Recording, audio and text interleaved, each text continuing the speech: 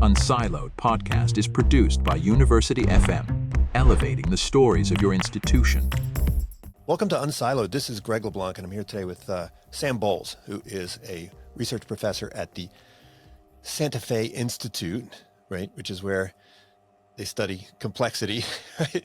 I don't know, is complexity in the name? Is it Santa Fe Institute of Complexity? Is that what they call it? It's in the DNA. I mean, it's basically, the word comes up more than twice in every sentence. Yeah, no, I've always been fascinated by what happens over there at Santa Fe. But you've also written quite a few books. The most recent one is called The Moral Economy, Why Good Incentives Are No Substitute for Good Citizens. But you've also written more technical books. This one is called A Cooperative Species, Human Reciprocity and Its Evolution. You've written a textbook on microeconomics. You participated in this new open access textbook called Core, The Core. We'll maybe talk about that. Co-authored a book on democracy and capital, the new economics of inequality and redistribution. Another book co-authored called Understanding Capitalism. Quite a few books. Welcome, Sam. Thanks very much, Greg. Great to be here. Now, I look at this book, Moral Economy. I mean, you are kind of, in a way, channeling Adam Smith, right? I mean, I'm a big fan of Adam Smith, and one of the things I like about him is that, he has these two sides to him, right? The one side, which is focused on the workings of the economy, and the other one that is focused on kind of who we are as people and what we might call maybe our preferences. And, it seems like modern economics has just focused on the former, kind of ignored the latter. And if it was just a simple matter of saying, hey, we're just going to carve out this domain and focus on this domain and leave the other domain to others, I guess that would be fine, except that the way in which they do that requires that they make certain assumptions, right, about that other domain. And I think the bulk of your work has been kind of questioning, right, those assumptions and questioning whether it's even possible, right, to do these things separately, right? Can you simply hold as given, right, preferences and moral character when in practice those things aren't fixed, right? We love as social scientists to do ceteris paribus for the purpose of analysis, but in the real world, right, things are never ceteris paribus. Ceteris ain't paribus. Yeah. So I wonder, maybe we could start by sort of saying, how did economics kind of go down this road, right? I mean, part of it is obviously just for simplicity, but there are these implied beliefs about kind of human nature, right? And they've sort of taken over, and while we do them explicitly, we don't necessarily support them empirically. Well, that's exactly right, Greg. It's a very strange development. If you go back to Smith or the other classical economists, they understood that human beings are both self-interested and moral. It was a big part of their writing. David Hume, John Stuart Mill, Adam Smith, and they just took that as obvious. Now, John Stuart Mill also introduced this idea of homo economicus. He didn't use the term, but he developed the idea that, well, let's, as a discipline, focus on a particular aspect of humans, the wealth maximizing aspect, your own wealth maximizing aspect. And that was introduced as a sort of parsimonious move to allow the simplification and then, in my lifetime, the mathematization of the field. And it seemed a pretty good idea. And indeed, it allowed us to mathematically formalize a lot of important ideas in economics and therefore see them much more clearly. But it came along with some baggage that most people didn't realize. And that was, if you separate out this aspect of humanity, that is our selfish part, then when it comes to making public policy, you treat the citizen as if they were selfish. Now, there's a lot of problems with that. In the first place, citizens are not always selfish. They're often ethical. They're often care about what happens to other people. And public policy has to make use of that. We can't have a public policy that works without drawing on people's ethical and sometimes cooperative sentiments. It just doesn't work. None of the great thinkers have ever imagined that you could have a society based on entirely self-interested people. So there has to be some other part of the person that's there. But why not treat it as if it's separate? Well, the problem is this. If you design policies that treat people as if they're self-interested, you're more likely to get people to act in self-interested ways. So that it's not only that these policies are going to be misguided, they may even be counterproductive and backfire. And they may produce a citizenry which requires increasing regulation, increasing coercion, because if you generate an increasingly self-interested population by treating people as if they're selfish, well, then you're going to end up with a very, very authoritarian society or chaos.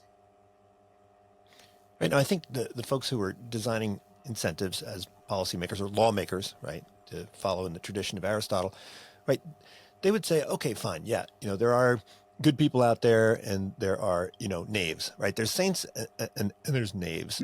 And so wouldn't it be prudential to kind of design a system that doesn't kind of depend on people being saints? I mean, this is the idea behind, Alexander Hamilton, right, and the design of the Constitution. And I think this is, right, Adam Smith, when he talked about the invisible hand, right, he was saying, like, we can't necessarily depend on the generosity. We need to design a system that works regardless of the character of the people. Isn't that the prudential way to go? Well, that is a way that's been advocated, perhaps surprisingly to some of our listeners, going back to Machiavelli. Machiavelli said anyone who wants to design a constitution should treat everyone as if they were wicked. And then he went on to say, hunger makes them industrious, and fear makes them good. Now, he wasn't saying that laws and fear will make people be good. He was saying fear and laws will make people act as if they were good. Exactly the same thing was said by David Hume, the 18th century British philosopher economist. He said, in designing a constitution, we should assume that everyone is a knave, the word you just used, and has only their own interests at heart. And then the next sentence is really critical. By his avarice, we shall rule him and get him to contribute to the public good. Wow. So that's an idea of harnessing self-interest. And it's a dominant idea in economics. Now, it's a strange thing that if you go back and read carefully, I have the good fortune of having worked in Italy for a long time, so I can read carefully Machiavelli in Italian. What he says right after that is, of course, a good government requires morals on the part of the population. Hume, in the next sentence, says, it may seem odd that an axiom for the design of constitution should be false, in fact. It's false that people are knaves. Now, the prudential argument is this. Okay, they're not. They're not knaves. Machiavelli knows it, and if Machiavelli knows it, anybody must take it for granted, Hume and so on. People are complicated, sometimes generous, sometimes ethical. But so the idea is you're going to produce a knave-proof constitution. And that's the idea of treating everybody as if they're self-interested and then finding a constitution that works for them. Well, the problem with that is constitutions, laws, policies, and so on, based on the assumption that people are self-interested, sometimes just don't work very well. And none of these people thought that you could have a society based only on self-interest. So the question is, how can we recruit the natural the natural generosity of people and their cooperativeness? Of course, paying attention to their self-interest and their venality in some situations. How can we write a constitution for an empirically realistic individual which has all of these traits? And the new thing which we've found out, I would say, in the last 30 years or so, is that the policies designed for the knaves really may produce knaves. And we see this in experiments. People act incredibly selfishly if they're given incentives and constraints. So now we have a problem. I think it's interesting to see what was so attractive about the assumption of self-interest to Adam Smith and to the people of those decades and centuries. Now, it wasn't that they thought this was what people are like, but they were responding to the idea that that you could build a society fundamentally based on self-interest. I think it's false, but they thought that might be possible, and they were trying that out. They were responding to the 17th and 18th century, particularly the 17th century, which in Europe was an extraordinarily warlike time, religious wars. So when they put forward the idea of self-interest as this kind of idea for economics, it was not an alternative to altruism. What they thought the alternative to self-interest was zealotry and religious intolerance. And so you can see that, well, maybe self-interest, as many put it, not that many crimes have been committed on the basis of self-interest as have been committed on the basis of zealotry, religious intolerance, and so on. So that's where they were coming from. But I think it's time to say now it didn't work, and it can't work. We'll never solve the problems facing us, whether it's economic injustice, whether it's how to handle new innovations, whether it's how to handle climate change. We have to have a combination of incentives and constraints of the traditional kind and appeal to people's desire to be members of a community and to actually do something that they'll be proud of because they're good human beings. And when I say this, you say, well, okay, that sounds a bit idealistic. Well, I think it's actually quite inspiring. I wouldn't be saying it if it hadn't been for 3 decades of experiments, which showed, much to the surprise of economists and also biologists, that yes, human beings are often willing to give up a lot of money just for justice, or to punish someone who has been unfair, or just to be generous. Yeah, and I want to dig into those experiments, but what about the Hayekian critique, right? Like, okay, fine, you've got all these people that are interested in public goods provision and doing what's right, and they're utilitarians, but how are they supposed to figure out what to do, right? I mean, isn't that the job of prices? So I say, hey, I'm concerned about global warming, so when I jump in my private jet to go to Davos, I'll be sure to get the plastics, the metal straw. I mean, don't we need to have prices tell us what to do? And if we get the prices right, I mean, this is sort of the Arrow de Brew, right, ideal, right? If we have perfect contracts and we have right the price of everything and we get all the prices right, then yeah, it doesn't really matter, right? What your moral qualities are. You're going to get the same result, whether you're altruistic or selfish, right? Well, and this is exactly what happened in the passage from the classical economist to the neoclassical and to the modern period. There was, of course, a period, you mentioned Aristotle, St. Thomas Aquinas, Machiavelli even, a whole host of people who saw good government as relying on a combination of civic virtues and self-interest combined. But then, essentially, with the help of economics and economic theory, the idea was developed that we could let prices do the work of morals. Now, I'm a big admirer of Hayek. I think his representation of how markets work, his defense of markets against central planning, is the best that there is. And I think that we can learn a lot from Hayek. Yes, prices give us the information we need to coordinate decisions over a large group of people, strangers not caring about each other, and so on. I think of and will strongly urge your listeners to read his 1945 paper, The Role of Knowledge in Society. It's one of the best papers in economics. That does not mean that prices are sufficient. The idea that you can substitute prices for morals, that's a radical statement. Because let's think about under what conditions could it possibly work? You mentioned Arrow-Debreu. Now, the advantage of Arrow-Debreu, their theorems are sometimes called the invisible hand theorems, but it really should be called the last nail in the coffin of the invisible hand theorem, because having started with Adam Smith, the idea that markets unregulated could bring about a socially beneficial outcome, it took a long time to really nail down exactly under what conditions could you do that. Now, it turns out that the two theorems that were proved, the so-called fundamental welfare theorems, have extremely strong assumptions, as is now well known. The first is that everything that matters is subject to a contract, which is enforceable at zero cost to the exchanging parties. That's called complete markets. So everything that matters is on the market, and it is exchanged under contract.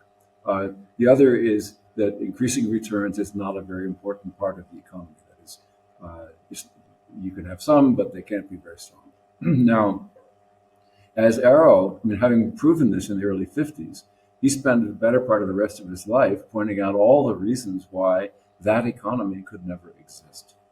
Now, I think that's important because I think most of economics has given up on the idea of an Arrow-Debreu world in which you have complete contracts and you have minimal increasing returns. It's just not the world we live in. But because the term incomplete contract sounds like a legal definition or perhaps a little narrow, I want to stress just how important that is. When we think of how we interact in society, of course we interact in many, many ways. And if you think of maybe the 19th century, think of the ways that people interacted outside of family. Well, probably a lot of them had to do with buying or selling things, grain, steel, and so on. Maybe that was a world in which many of the things which we were interacting about, we were actually buying and selling stuff according to a contract that was pretty complete. If you didn't deliver the wheat, you don't get paid. Or if you did get paid, you can pretty surely get your money back. Now, look at the world today. What we have is an economy based on the production of services and information.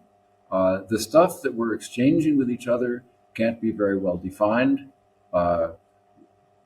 whether it's software or whether it's being waited on in a restaurant by a wait person, or whether it's caring for the elderly or producing knowledge or research, what I do.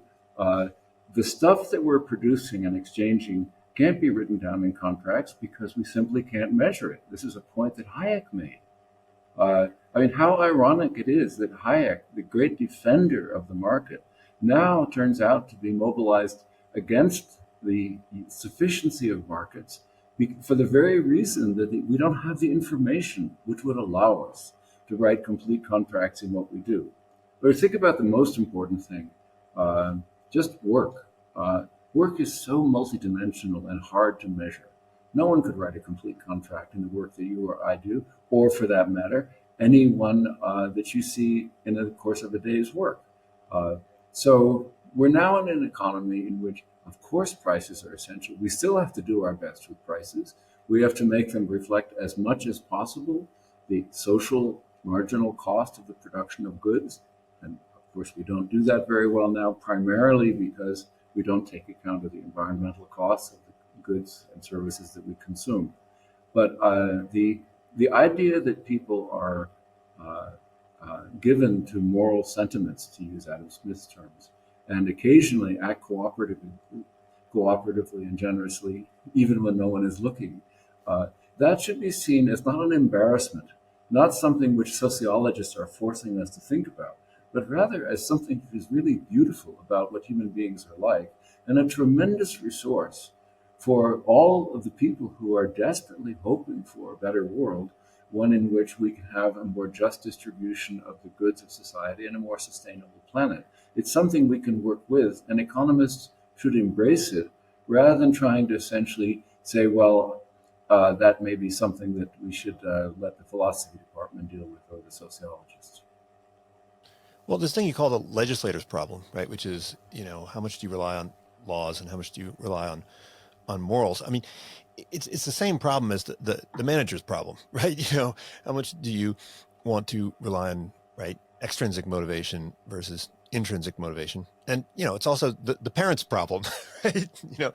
Going back Yes. to Becker, it's the parents. I mean, anytime you're trying to elicit behavior, right? This is the problem you confront. And the way I like to think about it is that the Arrow de Brew kind of fantasy, right? I mean, this is like level 5 autonomous driving, right? In the sense that, right, we talk about level 5 autonomous driving, and then we think, oh, isn't that awesome? And then we think, well, the closer we get to it, then the better. But what we've seen in practice is that, if you start moving that direction, you actually get lower performance, right? Because people begin to substitute a reliance on the autonomy for a reliance on attentiveness, right? And so, the real question that you're highlighting is, to what extent are laws and morals, or intrinsic versus extrinsic motivation, right, separable, or are they substitutes, or are they complements? And I think, depending on the context, they can be all three, right? Yeah, that's right. And funny you should mention the parents' problem, because this will strike some of your readers as, yes, that's what you would expect of an economist. But I was a single dad when my kids were growing up, and my kids were great when they were young teenagers. They were very helpful, and they helped their dad out a lot around the house. But as they got a little older, they wanted to buy clothes and stuff as they got to be teenagers. So I had this great idea, which is that I would supplement their allowances by paying them for stuff which they had been doing voluntarily around the house. We every week or every couple of days we do some cleaning or this and that. And so instead of just doing that as a group, I put a price list on the fridge, and so you could actually pick up money for the stuff that you were doing. And then they could go out and buy whatever they wanted, didn't have to have a fight with their dad about whether they really needed that particular piece of clothing. Great idea. Something an economist would have thought of. I'll bet you can guess what happened. They stopped doing anything. I was left cleaning the house myself. Now, you could say, well, I guess the price wasn't right. Well, actually, I had talked to them about prices before I put the price list up. I said, yeah, that's a reasonable price for that. A couple dollars for that, $10 for that, whatever. Yeah, I did. That's a problem that you face in society.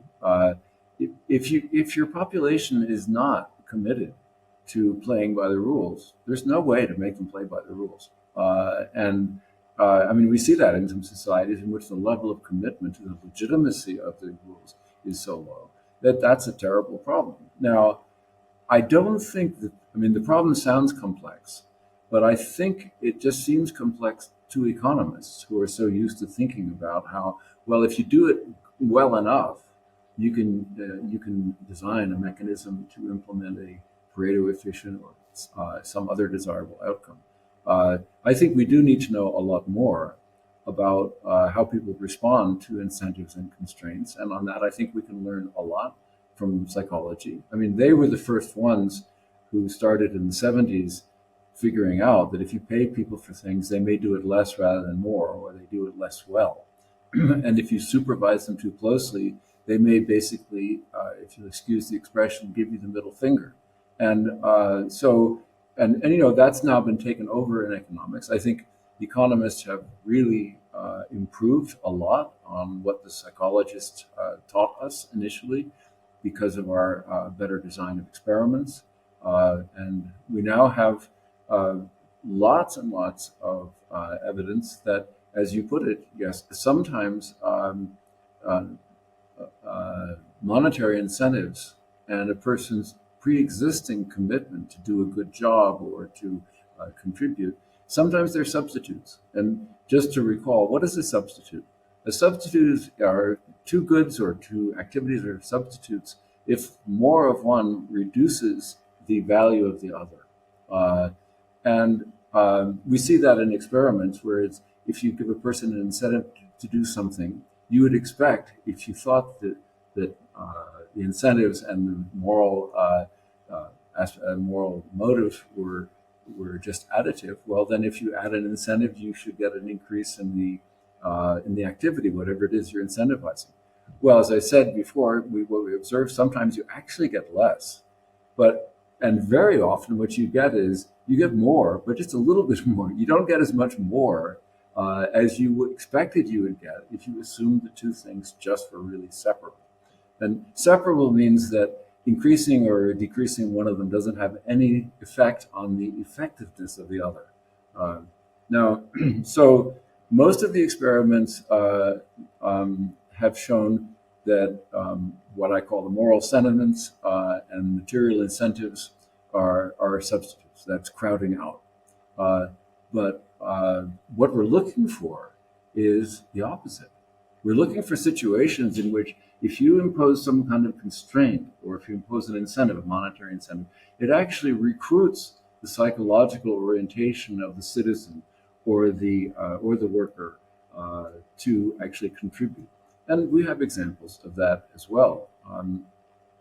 The classic experiment for crowding out, as I'm sure you know, but maybe not all of your listeners do, is the idea of parents coming late to pick up their kids at a daycare center. And the idea was famous experiment. Israel. Yeah. And the idea was, well, let's impose a fine. And so a fine was imposed. A sign was posted on the door. As from next week, anybody arriving more than 10 minutes late will have to pay 10 Israeli shekels fee. No explanation for this was given. It was just an announcement. And this was done in some of the daycares and not others. And the results were really extraordinary.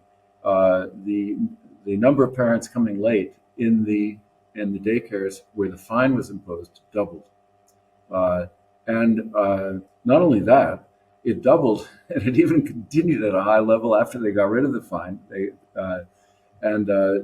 Obviously there was no effect in the control daycares. Now, this has been interpreted as essentially the introduction of the incentive changes the moral framework, the framing of the individual. The parent deciding whether they'll stop to get a cup of coffee or maybe continue talking with a friend or something like that before picking up their kid. Before the fine, they probably thought at some low level, perhaps, this is actually an obligation, a moral obligation. I'm obliged to pick up my kid. I'm obliged to get the kid off the hands of the teacher so they can go home and be with their family and so on. There's just some sense of obligation. But once you put a price on that, well, step right up. If you want to buy lateness, it only costs 10 Israeli shekels. So that's all you have to do for the. And by the way, I'm sure I know people, and I won't make any aspersions about your friends, but I do know people who consider a parking ticket as just the price of parking in that particular place. They know damn well they're going to get a ticket, but they don't care. Now, but we do have lots of examples in experiments and also in real life where it works out differently.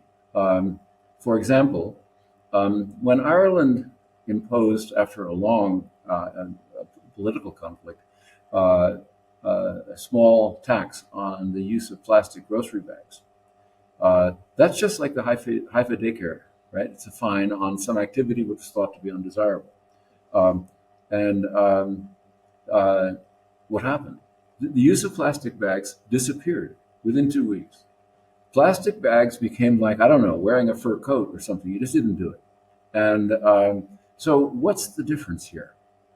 Well, I don't know, but we ought to find out, because that second case is a case in which the use of fines and incentives, the kind of stuff economists are good at designing, actually had a super additive effect, because it must have recruited the moral sentiment of people in Ireland that, oh, well, actually, it isn't that good to actually be carrying plastic bags. So what's the difference? Well, in Haifa, there was just a sign saying, if you're late, you're going to pay. In Ireland, just because of the terms of the debate, there was a part of this was a very massive publicity uh, program, don't trash the Emerald Isle and so on that preceded it. And not only that, when you got to check out your groceries, it's a public situation. If you're picking up your kids late, it's just between you and the teacher. The other parents aren't around. They already picked up their kids. So if we can study these situations and figure out ways in which we can take on board the fact that people would like to be good citizens. Of course, they're also selfish, and mobilize that in the pursuit of public policy. Yeah, I want to dig into those differences. I mean, the behavioral law and economics literature from a couple decades ago, I mean, they were on the side of the compliments, right? So I think they were saying, hey, you pass a pooper scooper law and, all of a sudden people stop to pick up their poop, even though no one's watching in every circumstance. And same thing with seatbelts and littering and so forth. But I think there, the idea is that you're also kind of authorizing the community to kind of scold the person, right? It's sort of a, it's a signal, right? That this is no longer acceptable by the community.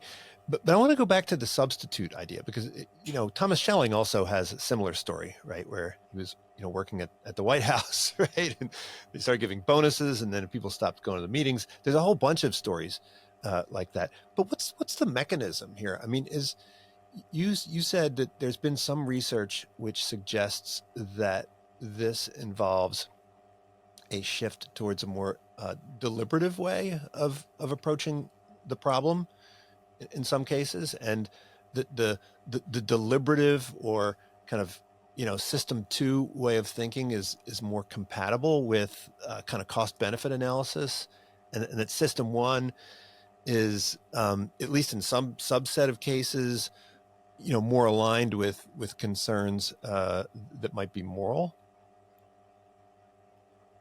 Yeah, gosh, there's a lot in what you said. I want to come back to the idea that you said about what's called technically the expressive function of law, because I think there's overwhelming evidence that the expressive function of law during the COVID epidemic, with the use of mandates for vaccines, backfired.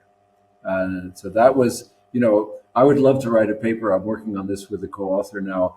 Why did the expressive function of law fail during the COVID epidemic? But let's set that aside. It did fail. And get to the question, what's really going on here? Well, here's a mistake that economists sometimes make.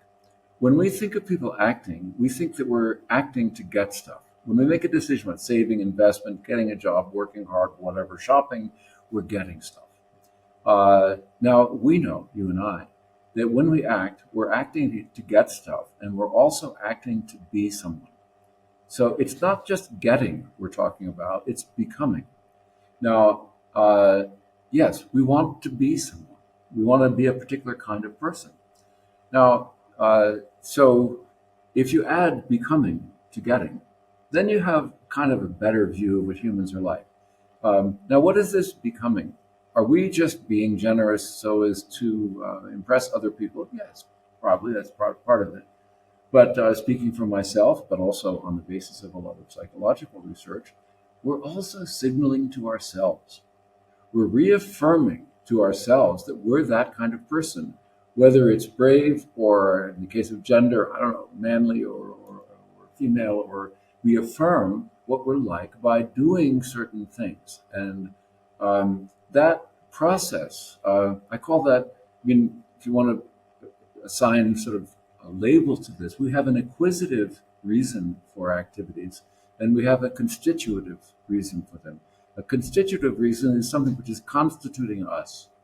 Now, Wait, is to come that back to the orthogonal to incentives, deliberative? Because you could also do that in a deliberative way and say, okay, look, here's after long reflection, I don't want to be the kind of person, right, who does X, right? Absolutely. No, absolutely. That is orthogonal.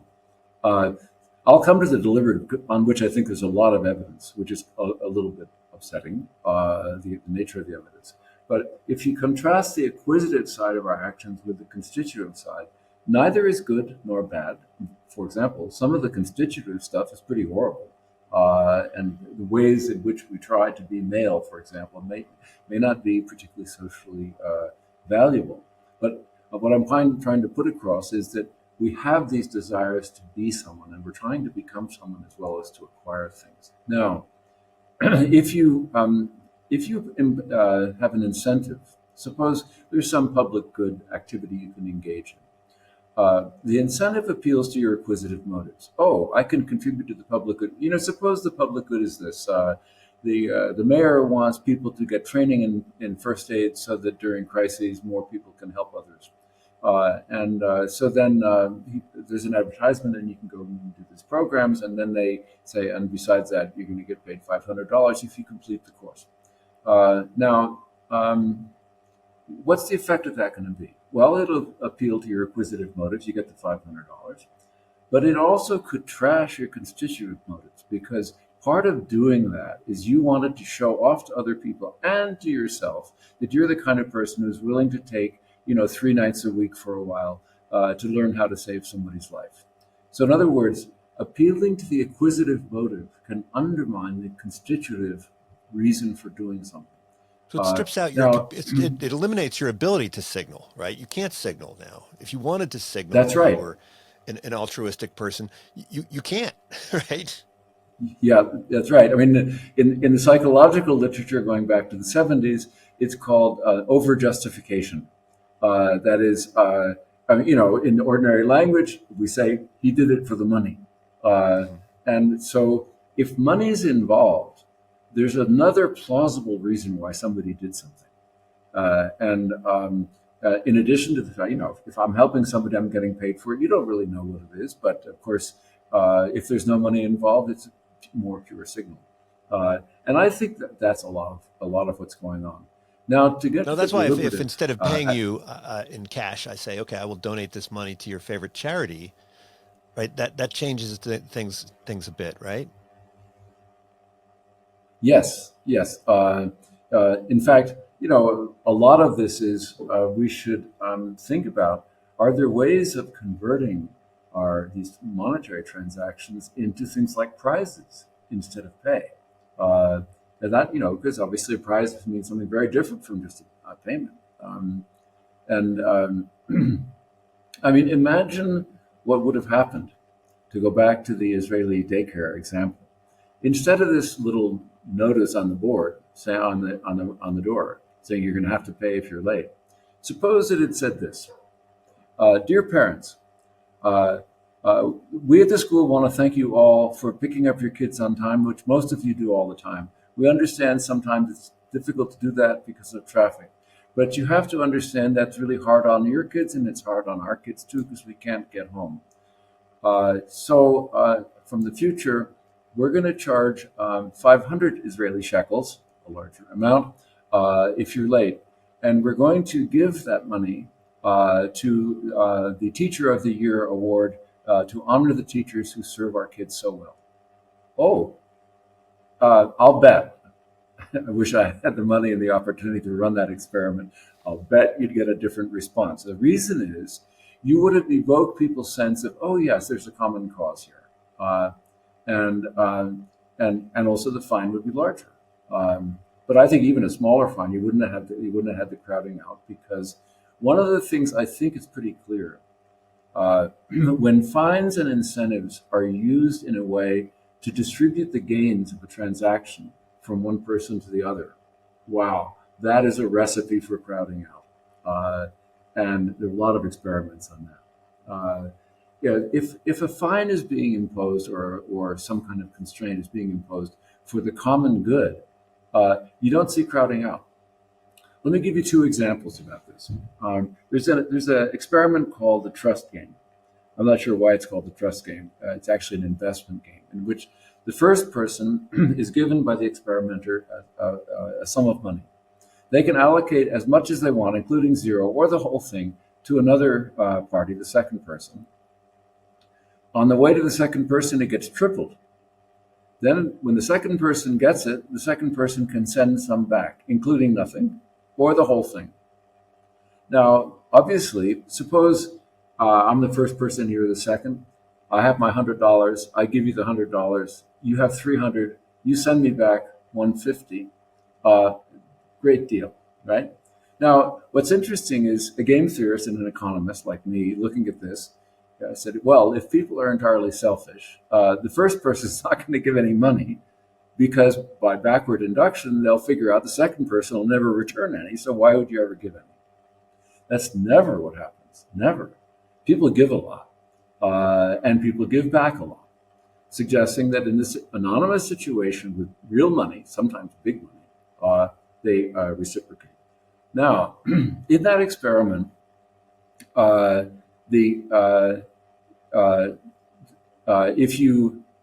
if you allow the first person to impose a fine on the second person, so I say, here's my $100, and if you give me back anything less than 150, I'm going to fine you. The experimenter would allow this, right? Well, then what happened? Well, what happened then, surprisingly, was people reciprocated much less. And they just wouldn't, I mean, if people sent stuff, they just wouldn't send it back. Even they'd get fined. Now, what's going on there? Well, the second person was figuring out what kind of person I was, the first person. Are you a decent guy? Yes, I'm a decent guy if I give 100. But I'm not such a decent guy if I give 100 and say, I'm going to fine you unless you give back most of what you get. Give me back 250 and I won't fine you. So you get 50 and I get 250. Well,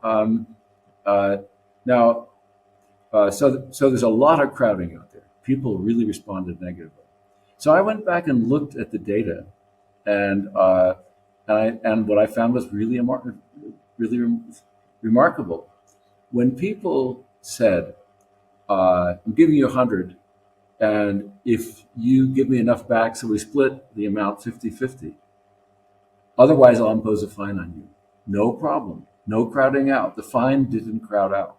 When the fine crowded out was when I said, here's my 100, and unless you give most of it back to me, I'm going to fine you. That's when people said, go to hell, and they didn't reciprocate. So, in other words, notice what's going on here. The crowding out phenomenon was not a response to the incentive. It was a response to greed. It was a response to the fact that the first party was trying to control the second in their interest. So now this may sound like a fairly obvious economist defending incentives, but there is a point here, which is a lot of the negative evidence about incentives is actually negative evidence about people trying to dominate and exploit each other. That's what people are responding to. So I think in a more egalitarian society, we might actually have more scope for incentives, which were not used to exploit or to dominate, but which are actually used to promote the public good. Let me give you an example of how that works. In public goods games, where people can contribute to the public good, it's basically an n-person prisoner's dilemma. That is, the selfish individual should get nothing. Now, in this game, and that's usually what happens if you play it 10 rounds, people, and they give about half of what they could give. It's common across cultures. People give some, but not everything. And then they notice other people are not giving enough, they get angry, and pretty soon nobody's giving anything by the end of the game.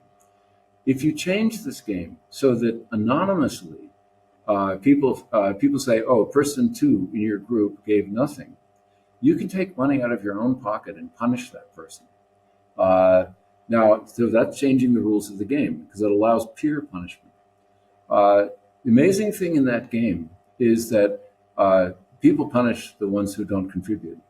And by the time you get up to around 5, 6, or 7, everybody's contributing. Nobody's punishing anymore because everybody's contributing either because they're afraid of getting punished or they actually genuinely want to contribute. Now, there's a couple of lessons here. First, pay attention to the rules of the game. We can design rules of the game so that populations which are mixed, composed of some people who are generous and some who are selfish, we can design rules of the game that get everybody to act as if they're generous. Instead of, in some market situations, everybody acts as if they're selfish, even if some of them are generous. So that's one point. But the second point is, oh, now wait a minute. Why didn't the public goods game turn out like the daycare center in Haifa, Israel? Because remember, in Haifa, when they were fined, people responded negatively. And in this situation, when people were fined, they responded positively. Uh, and for that matter, why did they actually fine the person at all? Because if I'm in a group of people and I take money out of my pocket to fine you because you're some scumbag who didn't contribute, well, everybody else is going to benefit. That's a public good itself. My punishment of you is a public good. So how come if I wasn't willing to contribute to the public good itself, I was willing to contribute to punishing you? Well, I think human beings may have developed, both genetically and culturally, to really be very worried about free riders and to respond emotionally to that. And again, that's a very positive view because in that game, even if you change the membership of the groups as you go along, so that my punishing you could never benefit me at all, because you're going to be in a different group next time. So if you shape up, well, somebody else benefits, it's not me. People still punish like crazy. So, in other words, again, it's a hopeful sign. That is, people are willing to actually do something to uphold just rules. They're not so they'll respond negatively if it's domination and exploitation, but fines imposed for the better of the whole tend to be actually pretty effective. Well, look, I live in Berkeley, so I think I'm on the receiving end of a lecture, at least once a day from some, public citizen who's trying to enforce some norm, right, on what to eat, and what to do. But I teach, so I teach a game theory course, and I don't know if it's unusual, but my course is half sort of, standard economic theory and half is empirical game theory, and there are these radical differences between what theory says you're going to observe and what you actually observe. But a lot of people would say that the more exposure people have to game theory, then the more they start to behave in ways that are more consistent with the economic models, right? So you do an ultimatum game, or you do a dictator game, right? And then you remind people, hey, now listen, remember, it is anonymous. Like, it is anonymous. Remember, it is anonymous. And then they go, oh, okay. And then, and then you start to see the behavior change. Now, I don't know if I think there's been some anecdotal evidence that people who have studied economics behave differently.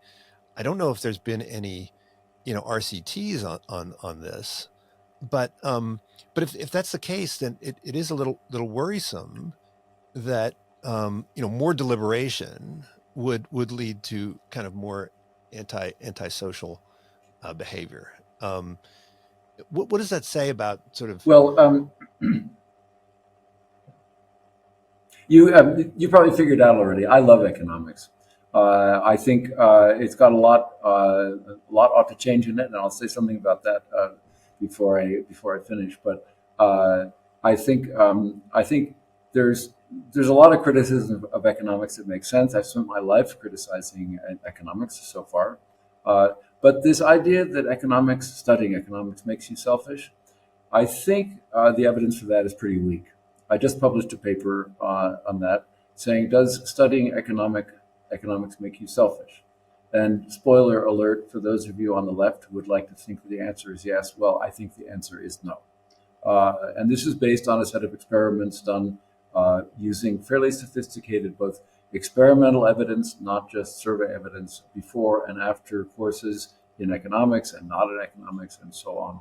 So I think most of the evidence about economics is selection. That is, people who are relatively self-interested tend to take economics course, because the evidence that people in economics courses are more self-interested, I think that's true, but it may not be causal. I wouldn't hinge my skepticism just on one paper, but I haven't seen evidence that persuaded me that the study of economics makes people selfish. I can think of many reasons why it might. I kind of expected that it would, but I don't think there's much evidence for it. But you mentioned deliberative, and I said that's really different from this acquisitive versus constitutive part. Yes, that's right, but we know a fair amount about the mental processing of incentives and constraints and so on, and we know, for example, that if if you provide an incentive, this is from fMRI studies, brain imaging. If there's a game in which there's no incentives and the players are processing something else, maybe a game or something, we know where they process this before they make a decision. When you add incentives, you tend to remove the processing away from what's called the limbic system towards the prefrontal cortex. The prefrontal cortex is the part of the brain which does deliberative reward processing, and it's away from this more affective response to that's unjust, that's gross, or whatever. And so we know that's true, or at least we have good evidence that it's true. And that's true. I mean, it would be surprising if it weren't true. That is, obviously, we have different kinds of reaction. Our brain is a complex organism, but we do know that money will move. Put some money on the table, and different parts of your brain will work. But to come back to economics, you mentioned at the beginning that I'm part of a team that's been working for the past 12 years to change how intro to economics is taught. And to get back to what I said before, I think economics today is fantastic. There's fantastic work being done in economics. And first-year students in undergrads are not getting it. They're getting the economics of the 1980s or maybe even 100 years before that. What we teach our grad students, I love, particularly in the area of micro. I'm not as convinced that what the grad students are getting in macro is so great. But what we tried to do, it's a group of us headed by Wendy Carlin, who's at the University College London, is we put together a team of people from around the world, economics researchers and teachers, and we created this free online course, which is now being taught at Oxford, University College London, Princeton, a lot of good places. What we do is we start the course not by teaching a bunch of models and then toy applications like to shopping or something. We start the course with what we call the capitalist revolution. That is, what happened in the world in the past 200, 300 years is that some countries got very, very much more affluent, eradicating the dire poverty in which people had lived for thousands of years. And that's something which capitalism did. Now let's understand how that happened.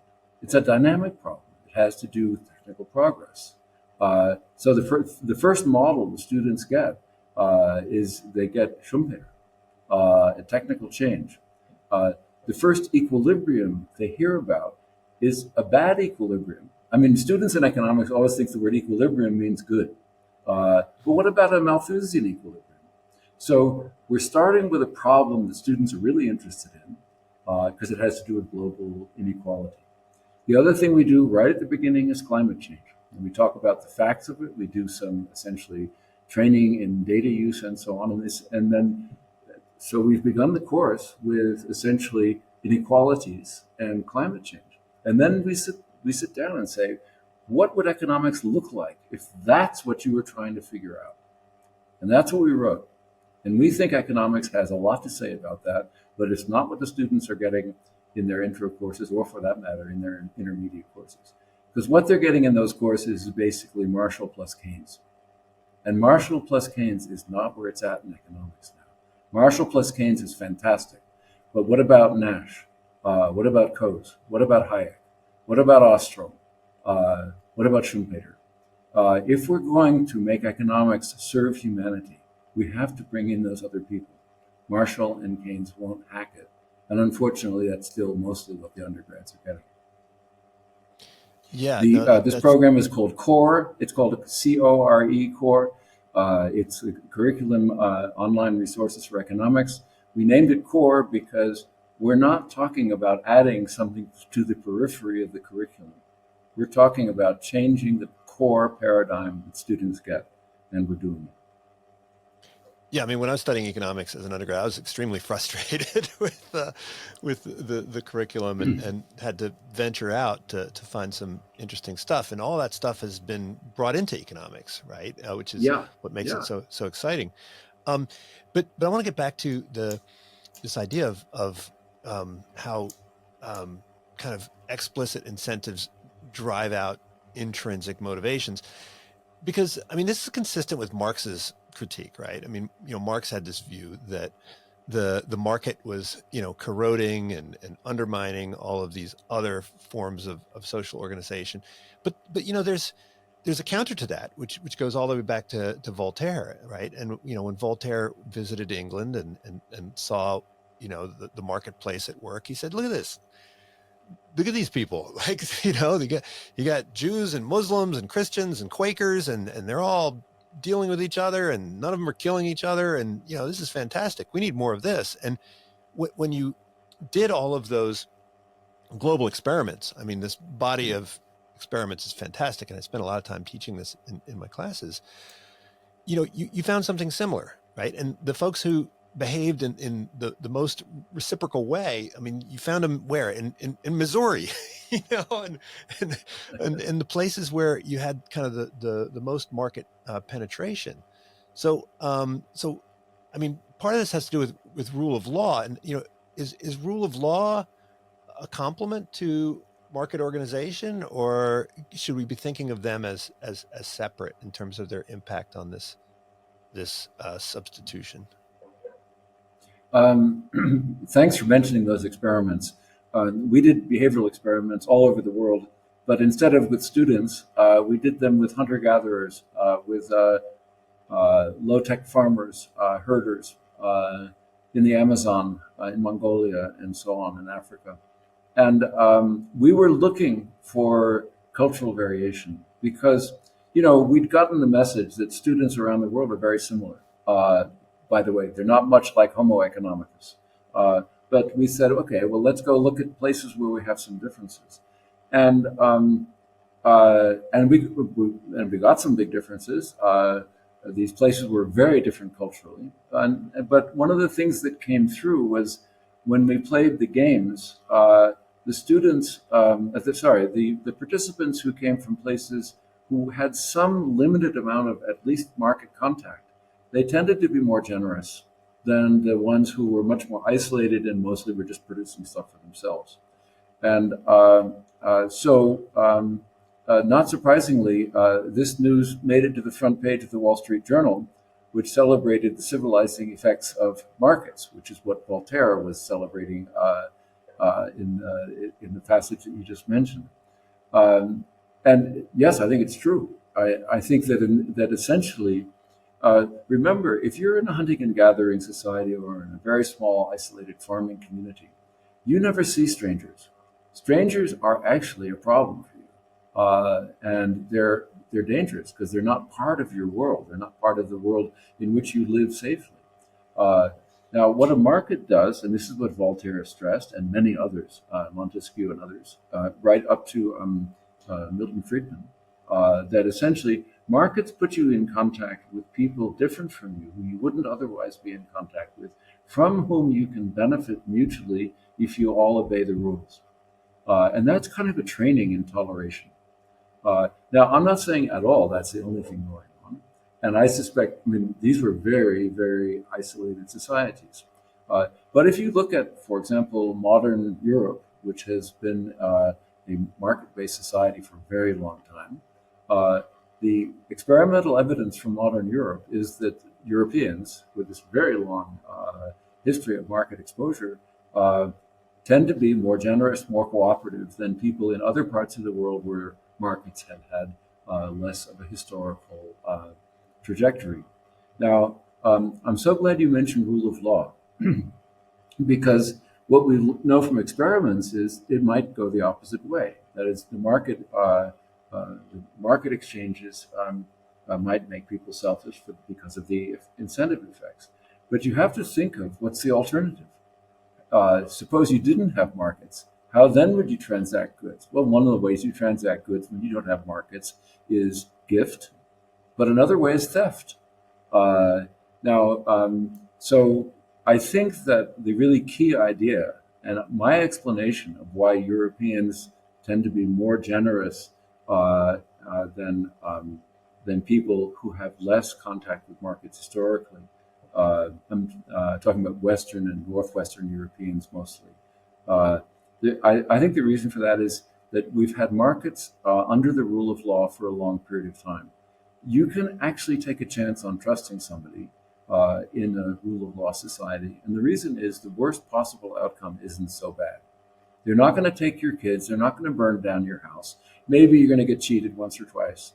But the downside of social interactions is much, much less bad than in a society without the rule of law. So my interpretation of the sort of success of liberal society in producing a citizen that is actually fairly cooperative in global comparative scale has to do with this powerful effect of the rule of law. It's not markets per se, but it's market exchange under a rule of law. The evidence for that is, that's mostly speculation. What I can say is it's consistent with what we know. It's a possible explanation of what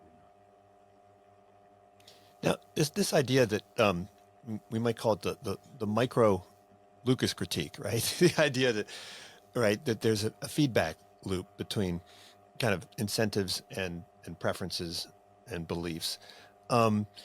This seems to have infiltrated into organizational design and mechanism design, right, within the corporate world. I think that everybody in management, I think, understands this now. A great example of this is the NUMI experience, right? Which you talk. You didn't mention NUMI in the book, but it's really how you move from one equilibrium to another, right? And I love that story because they didn't change the workers, same exact people. So presumably they had, if preferences were fixed, well, then the preferences are the same, but obviously, something changed and you saw radically different behavior. And I think everyone in management understands that. But have these insights penetrated into, public policy to the same degree, or into, child rearing, and family dynamics to the same degree? Or am I overestimating the extent to which, the corporate world has begun to understand these feedbacks? Well, I think you would be overestimating it if you said that the examples like that were common. But the fact that they exist, they're on the ground, well-documented examples, that's really exciting. But now, if you think of, are there other examples? I think that probably most public policy experts, at least most successful political leaders, and most parents have a more sophisticated view of this than most economists do. We know that Bentham said this, that punishments are supposed to be lessons. Lessons. Now, economists think that punishments are just you add something or subtract something for your payoffs. But no, we're supposed to see the process of imposing incentives and constraints as a process of producing a certain kind of individual. That's what Aristotle said. And he was right. Now, I don't think this is really big news to political leaders, as I said, or to parents. But I do think it's hard to pull off on a societal scale. And we sometimes make mistakes. I mentioned COVID and the vaccine mandates. I think it's well known that there was a negative response to the mandates. And the response is this. This is based on research with Katrin Schmelz, a German psychologist and economist with whom I've worked. We studied reactions in Germany. We had a panel data set, so we had the same people over and over again during the course of the pandemic, starting at the beginning. And so we tracked what they were thinking and what they were believing, and then their attitudes towards vaccination. We weren't so interested in whether they are getting vaccinated. We wanted to know, did they approve of vaccinations as a policy? And what we found is that if vaccines were mandated, or masks, or travel restrictions, we asked about a whole range of policies. The mandates had a very significant negative impact on people's favorable attitude towards those policies. Now, that's a problem. The reason why that's a problem is that we know from a public health standpoint that we need mandates. We have to have, there's certain things that have to be required, inoculations and so on. And probably going forward to address climate change and future pandemics, which of course we will have, we need that kind of mandated compliance. But this is an example of, I mean, we shouldn't fault our political leadership for getting it wrong, which they sometimes do on these questions. It's really very complicated. And partly because of the siloed nature of economic research, we don't have enough people going out and doing the research of the type that Katrina and I did, saying, well, okay, let's bring to bear some psychology and some economics on this, and think about how this policy is having this negative effect and what could be done about it. I think there's a lot of research that can be done in that way. We don't yet know how to make incentives and morals be complements rather than substitutes. But we do have examples of policies which have done that. It's a rich field, and I think we'll probably make some progress in this area. And I think if we don't, we're going to be in trouble. Now, you recently wrote an article and been giving presentations on what you called moral economics, and one part of that is kind of a explanation of and a critique of the kind of liberal, trilemma, right? And this is something which, I guess Albert Hirschman first, started thinking about this, and I mean, Arrow, right? I mean, the impossibility theorem, and Amartya Sen and Michael Taylor, all these people were thinking about this, and you say that we need to rethink this, right? So, could you tell us a bit about this liberal trilemma? Because I think most people who are in the field understand it. Most people who are in law probably understand it. Most people in economics understand it. Most people in policy, even if they've never had it articulated, but they kind of make all of these assumptions about what's desirable, but they don't really necessarily understand, right, the difficulties in pursuing all of these three different policy goals. Yeah, sure. Thanks for mentioning the title of the work I'm now working on, moral economics. As you can see, I like oxymorons. Moral economics is a little bit like military intelligence or any of these other words, famous oxymorons. People think, oh, that's shocking. How could you possibly combine those two words? I did the same in my book, The Cooperative Species, because the word cooperative sounds like some kind of humanistic anthropologist, and species sounds like sociobiology. But I think that it helps sometimes to put these unusual terms together. Now, what I call the liberal trilemma is the following claim, which I think is really, really important to our understanding of liberalism. This is the idea that you can combine three desiderata of a liberal society. And the one is that it should be efficient in some sense. Of course, in economics, we call that Pareto efficiency. A second is that participation should be voluntary, so no coercion. And the third is that because we have liberal values, we don't take a position about what are good values or bad values, and rather we take a stance in favor of what's called preference neutrality. Whereas preference neutrality just means whatever it is that we design has to work for any kind of preferences. And by the way, I'm sure you're noticing that goes directly back to Hume. We're going to try to design a constitution for knaves. Not only for knaves, but it has to work for knaves too. So that's preference neutrality. So imagine now a triangle with three vertices. Efficiency, these are three desiderata of a liberal society. Efficiency, preference neutrality, and non-coercion. Now, when the Nobel Prizes were given in 2006 for mechanism design, I was thrilled. It's a fantastically important field. How do you design incentives and constraints so as to achieve desirable social outcomes in society? It's really going back to the way the classical writers thought. That is, we have a set of objectives, a free society, the kind of objectives I just said. What kind of institutions could do that? Now, the thrust of mechanism design, for which the three Nobel laureates were awarded their prize, was to show that that's not possible.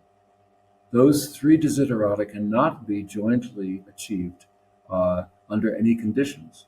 Now, that is big news. By the way, it had been around at that time for 25 years.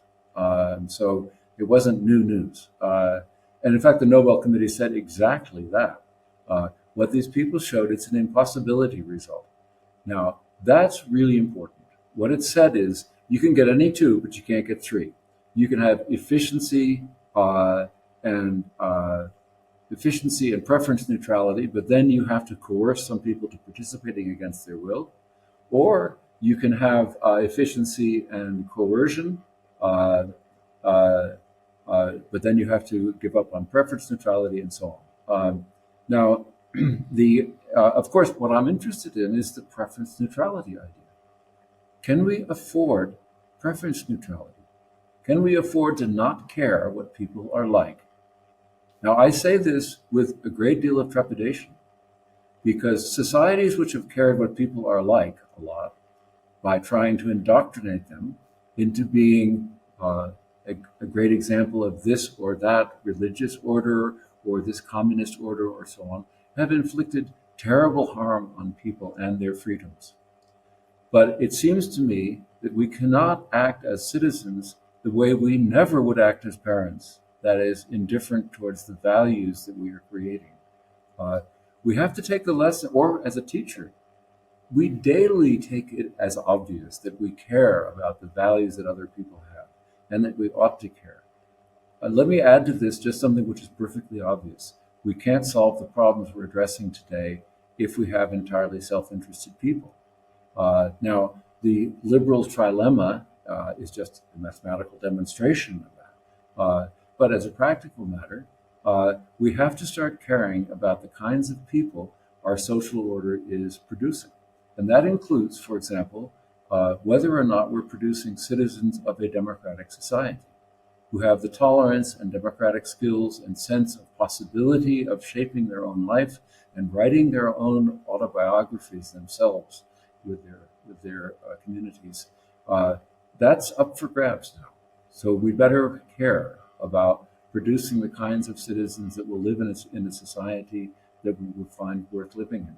And in that paper that you've read, I introduced the term deliberately attention-getting, I should say, repugnant preferences.